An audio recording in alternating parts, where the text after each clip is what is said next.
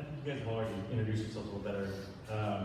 I've been a colorist for about 15 years. It's a very unique job. People ask me about it, and I usually say there's maybe 30 people in the United States that make a living doing what I do. There's just, because I can color a book a week. It's a hard week, but I can do that on a regular basis. In fact, I'm going to do that this week. I did with last week. So pencilers are, what are they maybe a page a day is probably a pretty good rate or a decent rate? Yeah. And I can do 4 or 5 pages a day, coloring wise. I can do a lot more if I have to, but just I wouldn't bring those up in my portfolio. So I also teach, well right now I'm coloring Batgirl and Birds of Prey. And it's run by Claire Rowe, and Rogue Antonio is helping out on that. And then I'm doing Archer and Armstrong for Valiant Comics, drawn by Mike Norton. I've pretty much colored everything in DC, every character in DC. I think I've done like 2 things for Marvels. I've done like 1 Spider-Man book and 1 Kid Colt Cowboy Western book. And then everything else is, and I grew up as an X-Men fan, so it's like, someday I'll do an X-Men and I won't even recognize them because who knows what the characters look like anymore. But, because I don't really read the comics I get free anymore anyway, so. I also teach at a art school in San Francisco, and I actually teach a new master's in fine art and comics. So if you want to get your master's degree in comic books or comics, that's actually offered at California College of the Art. And I teach digital tools, which covers coloring, scanning, digital inking, digital lettering, basically anything you do digital-wise for a comic. So, you guys want to? Question for you. Yeah, in general, I haven't colored really all that much. I've done, I inked a book called Golly that Phil Hester wrote, and a Turner pencil. And for a while, Phil Hester was doing the covers for Green Hornet, and I was inking and coloring those. So I do like coloring. I think I was talking a little bit earlier about inking, where I prefer the traditional. I'm much the opposite in terms of coloring. I love getting into Photoshop and just playing around with various tools.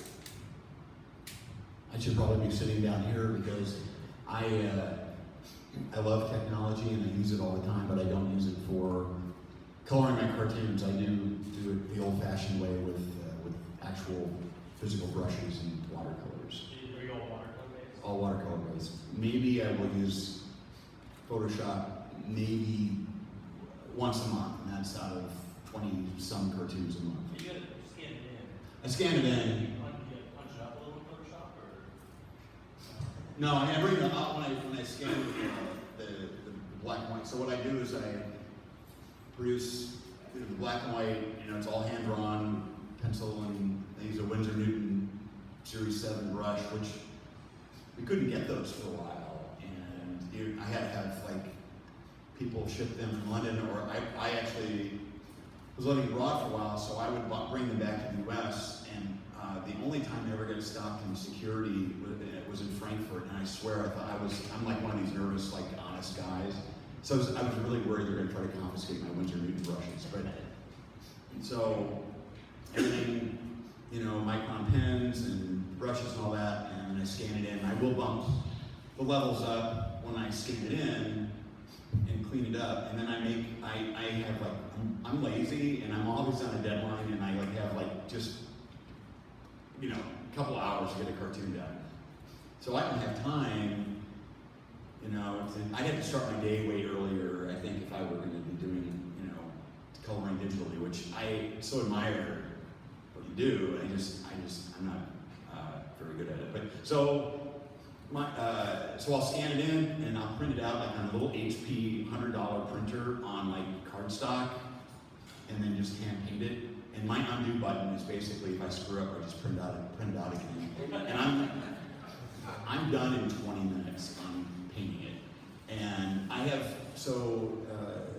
in my 27th year at the World Herald, and I only was able to start working in color about 9 years ago. It wasn't available to me because it was very expensive in the newspaper and all that stuff. So when I got color, I noticed that I was so excited to get color. I was using every color that I could, and of course, over the years, I've become more spare, and I'm now finding in my tray watercolors, and I'm fairly consistent with using just a few colors. And of course, it's opened up new worlds to me, being able to use color in my cartoons and how it impacts the cartoon. But I can certainly talk more about that. Yeah, I will say one thing I do like to do, like the current graphic novel I'm working on my own, there are certain scenes that have a sort of an outer space, not very many, there's some outer space scenes, and I thought it'd be fun to actually do watercolor for those, and then blend it with the digital, so it's almost like an animation style. You get a little bit of a richer, natural media look to the backgrounds and the characters. You can do watercolor effects, of course, with Photoshop, but I really like getting in there and doing it with the regular hand tools. I do too. I find myself often, I'll just get watercolor paper and just do some washes with different pigments, sprinkle some like salt on it to get some nice effects, and then I'll take, I don't have a scanner on the scanner like probably 6 or 7 years. I either take a photo with my phone now, or I've got like a 4-year-old DSLR. Take a photo and then I just bring it in, and I either clone in that or create brushes or do texture modes and texture layers. But you can get a really nice analog. I call anything not digital just analog. So the analog art world, the analog art. Just bring it in. Yes. And I actually went to school and when I worked in national parks, I was actually a water colorist. So I was watercoloring, actual stuff. And I wish, geysers and waterfalls and buffaloes. But I wish I could watercolor what I do, but it's just, you said time-wise, like if I watercolored something, it would take me forever. In fact, when I worked at Wildstorm, I saw the only time I've ever seen somebody actually do hand coloring on boards. And I can't remember the colorist's name. And he had 2 months to or maybe it was he had a month to color this book. And as a colorist, I am on the last part before it goes back to the publisher in comics and is compiled back together and sent to the printer. And that usually means everybody else, like Phil was talking earlier, he's like, oh, they'll give you a little more time. Yeah, well, they take it from me. As a colorist. Somebody pays. Yeah. So sometimes, I had a book due Friday morning, and I got my last 2 pages Thursday afternoon to color, and 20 pages. So, it's part of that. Colorists are kind of the people that are doing that last bit. I will say, as a colorist, my job, and this is something I take very to heart, is I read the script and I look at the art. My job is to emphasize the story, what's going on, and that's the most important job that I have as a colorist. And it's not just to make things look pretty or make sure Superman's cape looks, photographic when it's waving, when it's flying. It's to emphasize it, to make sure that you're doing storytelling or doing what you can to emphasize the story that's taking place per panel or whatever's happening on the page. And if you can make it look pretty and beautiful and interesting on top of that, that's great. But if you make it pretty and beautiful and interesting, and then and make it almost impossible to understand what the story is, then you fail.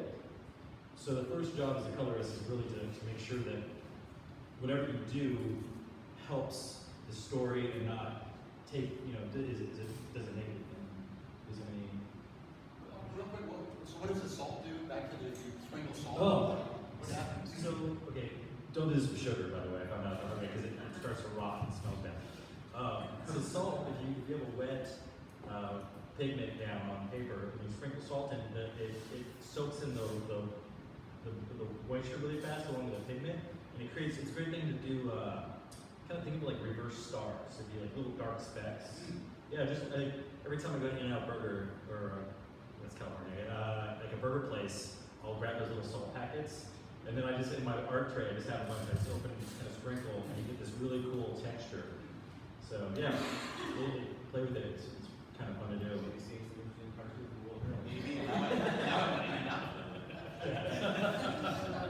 One of the other things I learned when I was watercoloring was using liquid latex, which sounds a lot more fun than it actually is. But I would put Elmer's glue in the paint with the pigment, and then so the pigment would dry. And if I really wanted to keep something, I would paint latex on that part, let that dry, and then every time I did a wash, that part was permanently protected. So at the end, I would just like with pencils, you take off the latex, and then everything you painted latex on is saved. So I had this professor who would do 70 color washes, and they looked like HDR photos. They were just the high dynamic range photos at the end, and they were watercolors. Yeah, I'm getting a little off topic. So,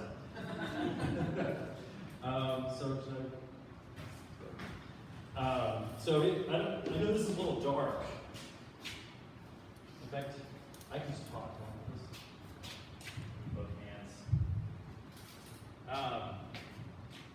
So what I wanted to do, first I brought up like one of the hardest pages I've ever had to do, because that's the best way to probably wow you. I know it's a little dark. This is a George Perez double page spread for a book called Legacies. And I think it was number 5 or 6. The alternate cover was a Walt Simonson cover, and it was like one character and like anything. So, and then the worst part is this, he gave me like this first half, like this half right here. Let's see. Just like this, right? Let me do this in a way that'll actually work. Come on. Yeah, so I got that first half like that. I'm like, oh great, that's a cool cover.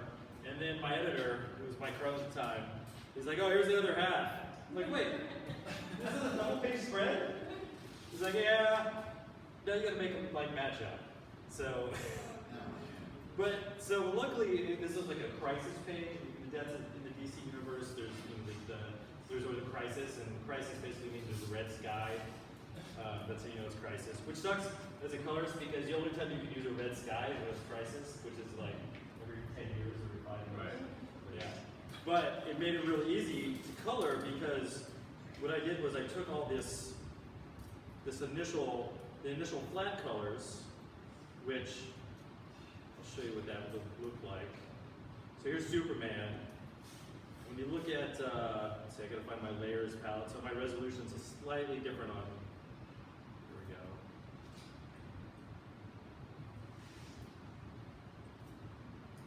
So, come on, there you go. So when it's flat, Superman looks like this. As you see, it's the art, it's colored behind the line work. And then what I did is something called rendering. We're doing, in the computer style, it's called cut and grab, where I go through and let's do this where I actually save it, and I don't have to go back and re-render this at some point. Where I'm basically going through and I'm drawing selections over the body. So I'm basically doing what you learn in a figure drawing class, which is one of the best classes I ever took for my coloring, because you end up rendering a lot of bodies. So you're drawing shapes, and then I'm just simply taking another color, and I'm basically creating the highlight. So I'm going to do this really hard so you guys can see it on the screen. Oops. Let me get in a more ergonomic position here. Oh, I turned that into a group. So I'm basically just creating that 3D rendering when I'm doing this cut and grad style. So that's a little hard. So that's kind of what I do. Just do that over the top of all of these things. And this was a really fun cover because Perez actually designed most of these costumes, but it didn't necessarily, I didn't know that it's also Crisis, and it's Crisis in Time, so they're like from all the periods of the DC universe, so my editor was just do it. And then I got it had a list of like all 40-some characters, and so I was just on Google looking it up, and then I got the corrections back from Perez, and it was like, okay, no, it's the Wonder Girl costume from this era of Teen Titans, and you know, Mon El from Legion, you know, to this era. It's stuff where it's just a lot to know. It's in my brain too, and it probably prevents me from doing other important things. It's like, you know, talk to people. The other thing about coloring it is to do it in the style that is complementary to the art. I can do a digital painting style on one thing, and then here's a Batman '66 page by Dean Haspel, and you can see where it's just I got a mid-tone and a hard or a shadow and a hard cut, and that's all it is.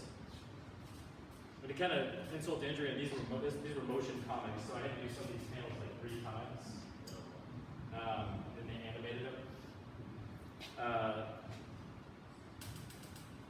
Now, we were talking about the difference between pencils and inks. That's a pencil page, no ink. It's an XO Man-O-War for Vine Comics, and it's a beautiful page. Actually, I'm not sure who the artist is. It's really pretty. You know, there's a lot there. I'm sure it's pretty close to the finish. I mean, close to as much as you do with pencil, right? Yeah. It kind of has to be if I'm gonna color from there. But so what I do is you really have to be precise on how you create those shapes, because you know, there's no black line to hide behind. So you're having to be really precise in how you redraw things. So that's actually how it ended up being printed. They're not any darkening going on the pencils. That's the final art. This is what I got. Okay. So, and then, you know, so I was doing, I didn't change the levels or anything. I didn't do any digital inking. I actually don't really like that for the most part. I like just good solid inks. The pencil's a little soft to me, but maybe that's just because I'm like that's the kind of comic fan I am. But it is a good example of it. It's also a great, example of me being able to use texture and light to create like a mood. I'm not sure what these other panels were, but I was pretty psyched because I got full page rate, but I didn't have to color those 3 panels. This is a Teen Titans book I just finished. I think Jeff Lemire wrote it. I can't remember who the artist is. But it's again where these are just simple. If you look at this without the line art, you can. These are basically just really simple shapes with a highlight and a shadow, and where you don't have to go in and like put a little shine on every vein, unless you're coloring Stephen Black or Liam Sharp. So when you get the actual artwork, do they actually do you end up just getting this file ready to actually color and do the prep work you have to do for it? Yeah, that's something I should tell. I get that's what I get essentially when I get a page, the black and white file. And one of the reasons I'm really fast as a colorist in my job is because I basically have somebody else do the grunt work, and that's called a flatten. And I flattened for like 6 or 7 years, and it's a great way to really learn a lot about art. I mean, getting like a 600 dpi black and white line art with like you name the artist, you get to see like as good as it gets without having to print the page. And then you learn a lot about being able to discern shapes and things that are on the page. Anyways, I paid somebody to do that for me. And they do like just a really simple job of it. And I save that as a way so it keeps me, so I can go back and wand those if I need to. And then I render on top of those. Or I render on top of the flats. And then, let's see, there's some light, there's the artwork, there's some pretty glows, and I just layer it up on top of each other. So, I think I've got a couple different, these are all examples for my first day of class where I show the students what I'm going to teach them. It's nice to have that going. One of the things that's really fun is when you have a little bit of leeway in some of your coloring, where the editor or the artist or writer will say, this is the mood we're going for, which is, you usually get that in the script, so you should know that. Or they'll say, hey, maybe the art, I feel like the art's lacking a little bit. Can you just punch it up and like make it feel like a certain way? And if they, in this case, I think I incorporated some cloud textures in the background. This is a Brian Boland Robin cover. So the original art was this. And just create some texture and help create some depth and mood. It's part of the job. The other part of the job is to make sure not everybody can see all ranges of color. So there's one you can take two opposite colors in a color wheel, like orange and blue, and red and green, and you can put them right next to each other. But somebody who's a specific type of colorblind will just see one color, even though somebody who has the full range, like those two colors are like the opposite colors in the color wheel, so they really pop. So if you can't do something with color, you need to do with tone. And one way when you're coloring is if you turn it into a grayscale and see what it looks like in grayscale, you can really get a better idea of dimension and depth. In this case, this is a book called Nerds. I did, drawn by Ethan Beaver. And this is one of the rare cases I found out that I knew ahead of time it was going to be printed on really crappy paper. And really crappy paper just really absorbs all the ink. So your grays just, they don't even pop. I mean, it's just the blacks, and the blacks aren't true black. So you pump up the contrast to account for that. I'm sure you guys know this, but as artists, but you never know, at least in comics, you never know what kind of paper your stuff's going to be printed on. So I'm kind of coloring like with a shotgun approach. It's going to hit something. It's going to work. It's going to hit everything. It's going to hit all the types of paper. But rarely is a printed comic the most beautiful way you'll ever see. I mean, you have to see the original art where it's on the screen to see the best version of what I do for the most part. So I'm guessing you probably in some ways prefer the digital comics. You can actually get the truer. Well, I like reading like a coffee, but comicsology is really easy. So it's kind of nice to be able to do that as well. I actually, when I do, sometimes I'll do art proofs and I'll print it out on like 100% cotton rag watercolor paper with 100-year archival ink. And it's like, it looks amazing. And then I bring up my comp that I put in a box 6 years ago, and I'm like, wow, that's like the same thing.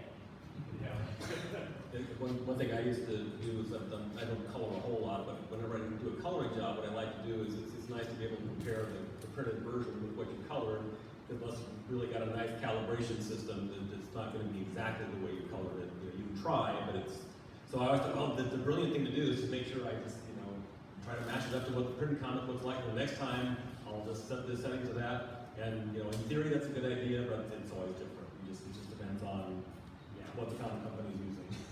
That's the closest to the calibration I get. And, you never know. And then, like when you're looking at color on a screen, that is light that's being projected at you. RGB, red, green, blue. And I think that's additive. Is that additive? Additive, yeah. Yeah. So pigment is you're putting pigment down on paper or ink, and that's the subtractive system. So you're starting at white and making it darker, or on a screen you're starting at dark and making it brighter. So there's a conversion in the print process when you go from working on the screen to when it's printed, and because of that, the color ranges are a lot smaller. Like red and green are horrible to print.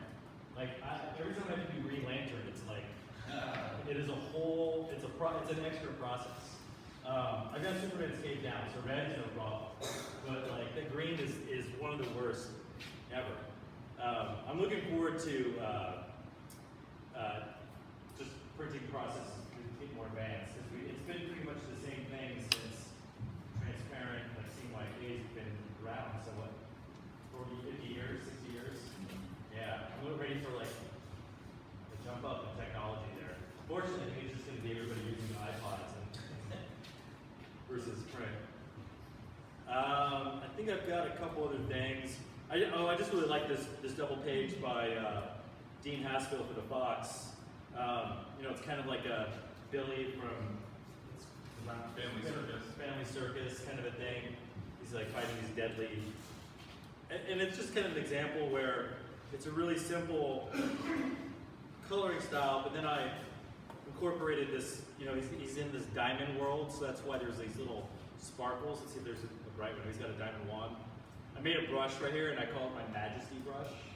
And like all it does is make majesty. I'll show you. It's let's see, there it is. There's one. I'm gonna make it turn though. That way it's a little more interesting. Oh yeah, but I should also use my. Sorry, I did it in pencil instead of brush. These are the kind of things you kind of angle jitter. There we go. So if I want to put some majesty in here, majesty. But you know, you do it on things. So here's here's these little hands coming up. Majesty. And it's actually funny, that's actually a super useful brush. But it's just, you know. So every time you use that brush, you say majesty every time. No, I only do that when I'm teaching. Mostly I'm like, oh, I got a half hour to finish this. So I think the rest are just kind of different examples of the same thing where, you know, just doing different styles for different type of comics. You know, like this is that Batman animated series. This was a book for like 6-year-olds. So really simple palettes and really things that just printed really well were really key for that. This was a video game, from a Batman video game comic, and it was really cool art. But man, I don't know how many of you artists use Zipatone or your half-toning in your work. I actually really like that, but it's not always, and I like it when artists crosshatch and do add that dynamic feel right to the line art. But sometimes it just makes a book look really heavy in terms of ink, or just ink down. And there's a lot of ink on this page. Here's the artist is Tony Shaston, and that's the inker. So I can think it present a little bit of a problem if you're really interested in kind of a mechanical look, and if you're working in a more organic sort of style, it's a little hard to finesse it. Yeah, but I mean, I like the look. Oh yeah, and it's just, you know, and that actually works well for this, but it can get really heavy.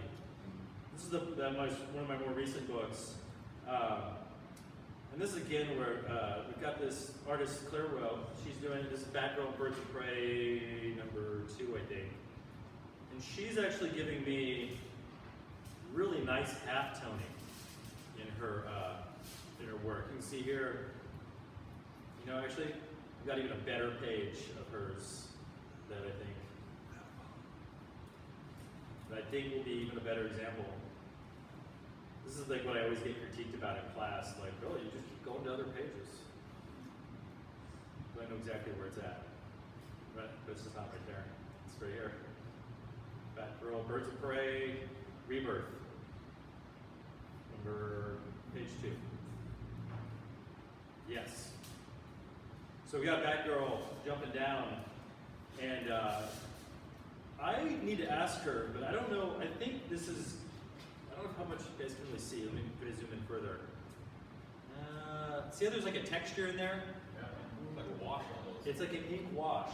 And I don't know if she's using Manga Studio Pro because you can do that. I've seen some really nice examples of that digitally that looks like wash, where she's actually using like Indian ink and watering it down.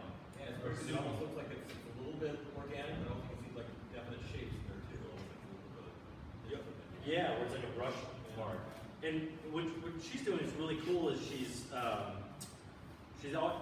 incorporating that also with these hard lines that really pop really well. And in this one, I actually did something where I combined my style, where I basically used, these are, let's go to the actual layer where the art is. We're actually going, and these are wandable areas because these are just hard, these are like paint bucketed selections, they're not gradients at all. So it's very simple coloring on the characters, but then the backgrounds are just like nothing but texture back in here. You guys can see that, right? You see me draw a circle there? No, kind of. The thing about this though is it looks great, but the more gray you add to something, or the more halftoning, like that's kind of, see how you can't see any black, see that's all black in there? So what I ended up having to do was, can you see all the difference? You can't tell the difference. Well, anyways, I had to end up I basically had to push back the grayscale to be able to get that sense of depth. And it's like, it'd be hard if you really don't like to have black in your colors too, but then a lot of colorists are really religious about not having any black. That's, well, you know, one of the things you probably notice on this is on my Photoshop page is this CMYK slider. Oh, come on, man. Come on, man. Here it is. Yeah. So I always have this color slider up when I'm coloring. And basically, if I use the eyedropper, and I can sample color from wherever, I can look how a CMYK printer is going to construct that color. So if you notice the K is really down, that's black. And what you do is you learn to interpret what's going to happen when, you know, from the screen to the printed page. And the more K, the more black you add, the more your things get.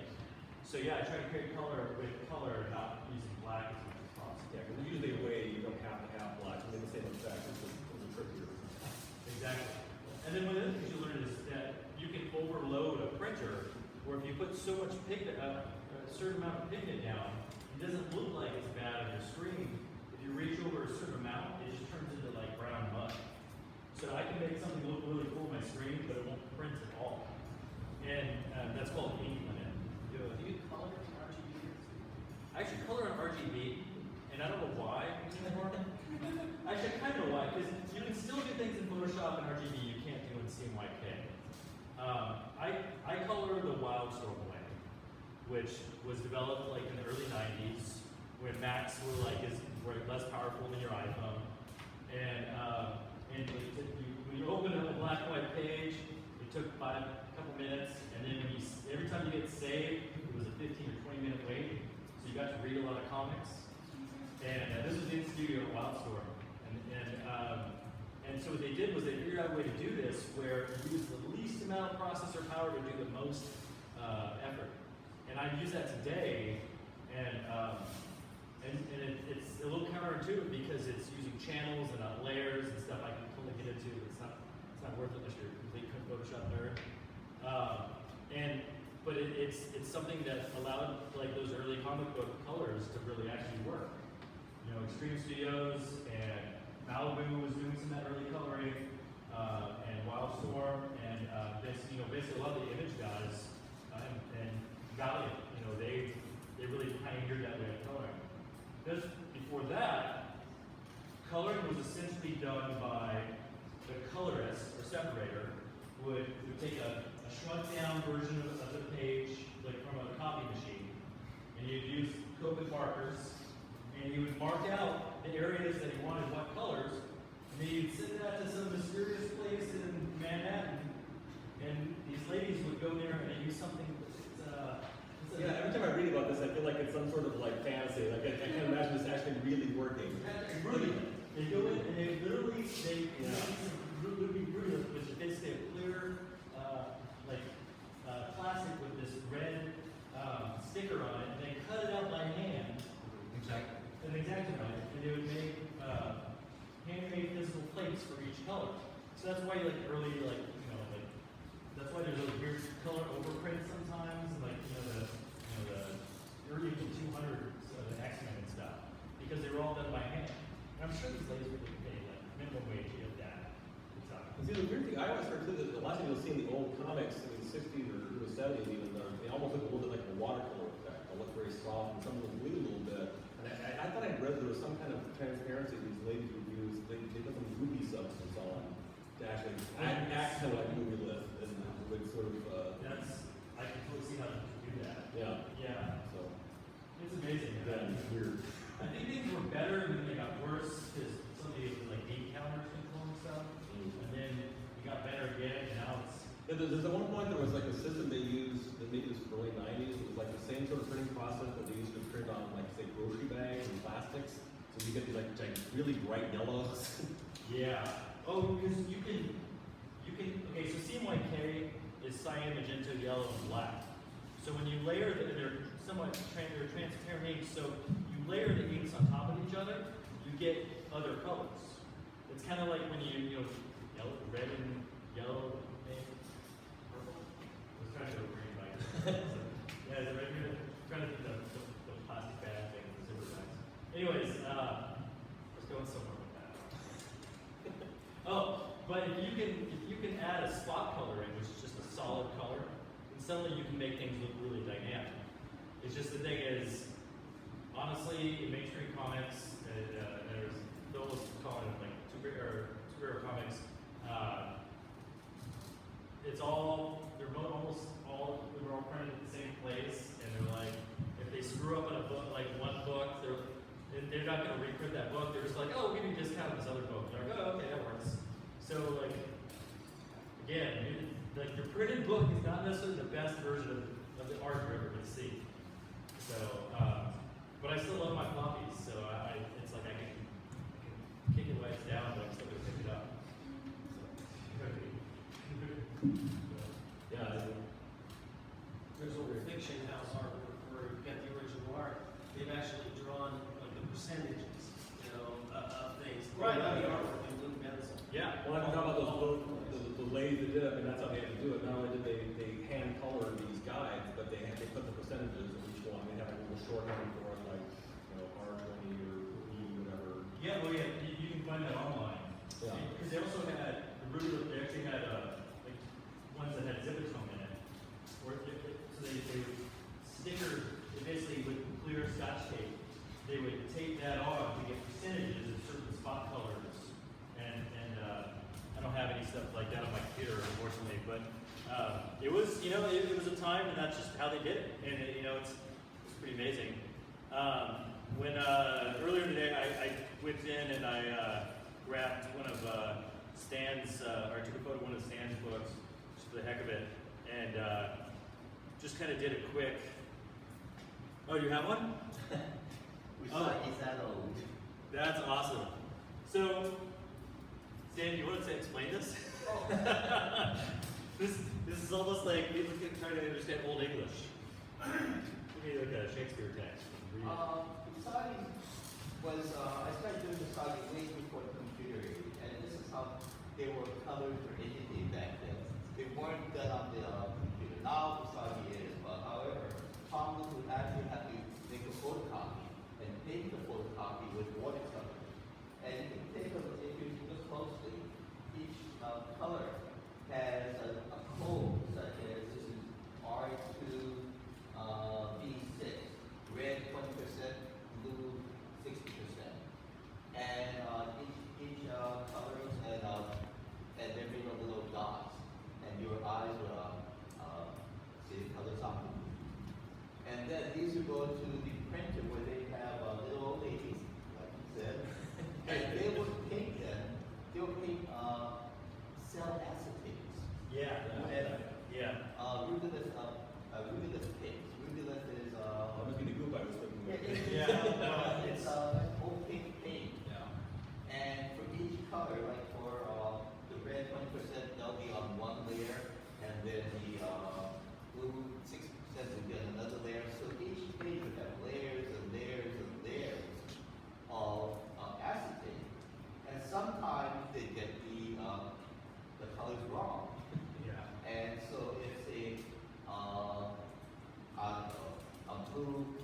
a red 20% was accidentally switched with a yellow 20%, some of you have Captain America with a red, white, and green top. Yeah. So nowadays, like you said, the colors are digital and you can actually take a look at it and And so all you really got was. No, thank you very much, that's awesome. But then they slip and they get off registers. Yeah. Exactly. Old Charlton comics, the colors. Well, and all you get was 64. And no matter how you did these combinations back in the old days, you get 64 colors, and then I think maybe in the 70s it went up to 128, and then Yeah, went up from there. So of course now it's like millions. yeah, and it's it's getting better and better. It's just the printing part hasn't much, but again, I think we're going more of the digital screen where you have I don't know actually know how many colors now, more than your eyes can register. I know that. So, I also wanted to make something one gentleman asked me earlier. I was talking about the hardware that I use as colorist. Well, my insights. That's my office right there in the podium. It's just a MacBook, and then I have the cheapest Wacom tablet, the $50 one that I bought like 6 years ago. And every couple of years, I just buy a new one and put it on a bookshelf. And I got like 2 or 3 of them on a bookshelf at home, the unopened boxes. And this is my Wacom fan, which I like wrapped with foam and then black electrical tape to make it more ergonomic. Ask about that. Yeah, but it's, because one thing is, when I think we've heard a lot about this is people up here is that if you're working just hours and hours and hours, you need to do things that protect your body, and so you don't hurt yourself by doing your job, by doing crazy hours and binge working, which is exactly what I do. Maybe I don't know what Phil is, but maybe like at his age. I think I'm close to him, but that I will work like a normal person again. But I'll work 2 weeks really hard and then not work for 2 weeks, or I end up doing a bunch of little things those 2 weeks I'm not working. And then ergonomics are really important. Sitting in 90-degree angles or standing. I have a stand-up desk that I work at. I try to work out as much as I can. So, and then doing the hand exercises and stuff to make sure you don't have to get the repetitive stress injury. So it's just taking care of yourself and then using tools that are appropriate for how you work. So are you a T? How are you working? I have a pretty cheap Wacom. I think it's something or other. It's about 5 years old. Yeah. But I work on a PC. I'm kind of rare people that don't do Mac. I work on a regular PC. My dad put together. Yeah. And they work about the same anymore. These days, there's really not that much. Very close. Very much difference. I was at one of the cool things about teaching at that school in San Francisco is I got to like introduce the Adobe people, and the Adobe came to my classroom, and one of the women, there was a designer for Adobe Photoshop, and I'm like, yeah, okay, whatever, you come to class, and then she opens up the file, and she's like, see this button? I was trying to get rid of this button, I got overruled, I'm like, well, okay, I want to hear what she has to say. I got to go to Adobe and show them how I color, and it was my goal was to get them to change Photoshop to make it better for me. And there was a woman there, and she was working on a Windows Surface and doing everything, and it was really cool. So, and I saw an iPad Pro and people that were working on those. So I think technology-wise, it's really an interesting time to be a creative person. Yeah, I think the trouble is with the Cintiq right now. I have a companion, but I'm so used to actually going between the keyboard and the Wacom. I'm sort of used to like having a lot of these shortcuts on the keyboard and working in conjunction with the pen. So it's a little awkward for me right now to actually color on a tablet. Maybe one day I'll get to that point, but for me anymore, the tablet's really better for just doing quick sketches, the layouts. Alex Sinclair, who he colors a lot. He's a DC exclusive colorist. He actually bought like one of those high-end gaming mice. It's programmable. So he colors. I'm left-handed, so I can do it this way. He colors up here, on the Cintiq, and down here his hand is like doing. He just knows the key commands, but it's hand movements for the mouse, and that's how he colors. Because if you see me coloring, I'm just like this. Yeah. It's like I'm playing an instrument, and but that's how you have to do that for speed. Otherwise, you won't get anything done. Yeah, and I don't know if you covered this, but you were actually, when you work on when you're doing the rendering, do you actually keep a layer of the flats handy so you guys go back and you can like get a selection again? Yes. Yeah, I don't do it that way, but yes. You have a way of going back to the same, yeah, because that's kind of, I don't know why it took me so long to actually, you know. Save your selection. Yes. I actually even, and this is really important, when you're working for either a company or your own stuff, and that's organization of what you're doing, and file names are important, and for every page, I had the original black and white page that I was given, untouched, and then I had a platted version that I got from my platter, and then I have an RGB version that I have in my working file, and then I have I save it as a CMYK tip that I send to the publisher, and then I have a JPEG so I can drop it in an email. So I have that for every page. And it's really not that, it's like maybe, it averages maybe like a gig and a half per book. Have either of you ever run into a situation where the black and white is problematic? There's something in it that can be tweaked that would help you on using color? You know, what's weird for me is lately, I've been coloring my own work, so it's really handy because a lot of times I'll get into my own work and I'll see, well, you didn't get that light source right. What were you thinking?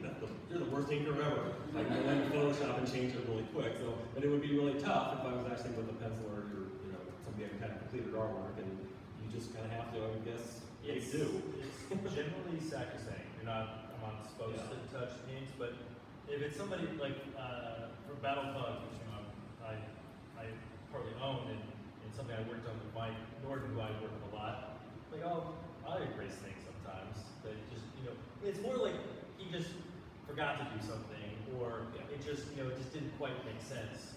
But if I change it, it'll make a lot more sense. But I'm never gonna unless I'm asked, I'm never gonna redraw. I did this Superman book. It was written by Mike Carey, and the guy there was a bunch of young Superman in it, and he drew it just like the Smallville guy. And so, and they didn't have the rights or want to pay for it, so I had to go back and redraw his face on every page. And I've had to change Superman into Martian Manhunter and stuff like that. I was just curious also, just a kind of arcane question, but do you often get files these days that actually have lettering built in, or is it almost always separate? The only person I get that from is Walt Simonson, and that's his. That's where he's at, and he doesn't like something I do when I color is called knockouts. That's my technical term, but it's basically where I take the original line art and I lighten it for depth or for Green Lantern if he's got a power ring, and I do something for that. But for the most part, everything kept as is. You said this is your office, but certainly you must have a desktop. No. Really? That's my main machine right there.